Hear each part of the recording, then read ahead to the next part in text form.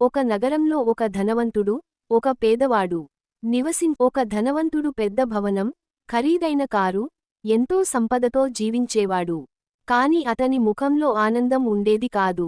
అదే గ్రామంలో ఒక పేద కుటుంబం చిన్న గుడిసెలో ఉండేది.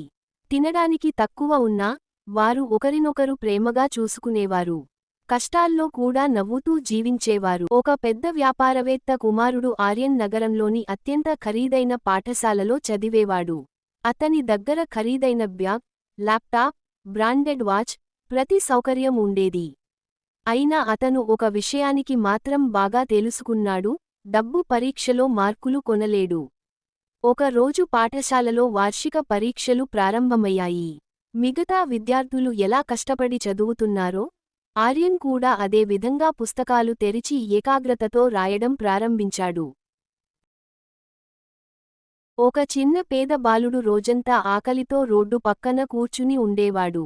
అతని కళ్లలో ఆకలి, మనసులో ఆశ మాత్రమే ఉండేవి. అదే దారిలో వెళ్తున్న ఒక ధనవంతుడు ఆ బాలుడిని చూసి ఆగాడు. అతని పరిస్థితి చూసి బాధపడి, తన చేతులతో ఒక రొట్టె, కొంత ఆహారం ఇచ్చాడు.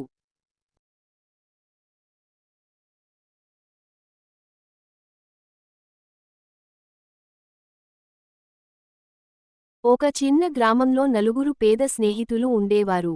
వారి ఇల్లు పాడైపోయింది. సరైన బట్టలు లేవు, చెప్పులు కూడా లేవు. కాని ఒక కల మాత్రం ఉండేది: బాగా చదివి తమ కుటుంబాన్ని పేదరికం నుంచి బయటపడేయాలి.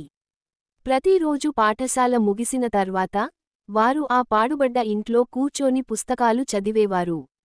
ఆకలిగా ఉన్నా, అలసిపోయినా చదువు మాత్రం మానేవారు కాదు. గ్రామంలోని కొందరు వారిని చూసి, మీ వల్ల ఏమీ కాదు అని ఎగతాళి చేసేవారు. ఒక చిన్న గ్రామంలో రామయ్య అనే పేద కూలీ ఉండేవాడు. అతని భార్య, ఇద్దరు పిల్లలే అతని ప్రపంచం. ప్రతి ఉదయం సూర్యుడు ఉదయించేలోపే పాత బండిని లాగుకుంటూ పనికోసం బయలుదేరేవాడు. ఇంట్లో ఉన్నవారు కన్నీళ్లు దాచుకుని నవ్వుతూ అతనికి వీడ్కోలు చెప్పేవారు. రోజంతా ఎండలో చెమటోడ్చి పని చేసినా, వచ్చిన డబ్బు కుటుంబానికి సరిపోవడం కష్టమే. అయినా తన పిల్లలు ఆకలితో ఉండకూడదని, బాగా చదవాలని, ఒక ధనవంతుడు తన కుటుంబంతో కలిసి విలాసవంతమైన ఇంట్లో ఉండేవాడు. ప్రతిరోజూ రుచికరమైన భోజనం, ఖరీదైన వస్తువులు, సౌకర్యాలతో జీవితం గడిచేది. అయినా అతని మనసులో ఏదో వెలితి ఉండేది. ఒక రోజు బయటకు వెళ్ళినప్పుడు ఒక పేద కుటుంబాన్ని చూశాడు. తినడానికి ఒక చిన్న గిన్నె అన్నమే ఉన్నా, వారు అందరూ నవ్వుతూ, ప్రేమగా ఒకరితో ఒకరు పంచుకుని తింటున్నారు. చిన్న వయసులోనే జీవితంతో పోరాడుతున్న ఒక బాలుడు. అతని చెప్పు పూర్తిగా చినిగిపోయింది. కొత్త చెప్పులు కొనడానికి డబ్బు లేదు. అయినా తన చేతులతో ఆ చెప్పును కుట్టుకుంటూ మళ్లీ ఉపయోగించాలనే ప్రయత్నం చేశాడు. అతని పక్కన నడిచిన చాలామంది అతన్ని చూసి పట్టించుకోలేదు. కాని ఒక వృద్ధుడు మాత్రం అతని దగ్గరకు వచ్చి, బాబూ, ఎందుకు ఇలా చేస్తున్నావు అని అడిగాడు.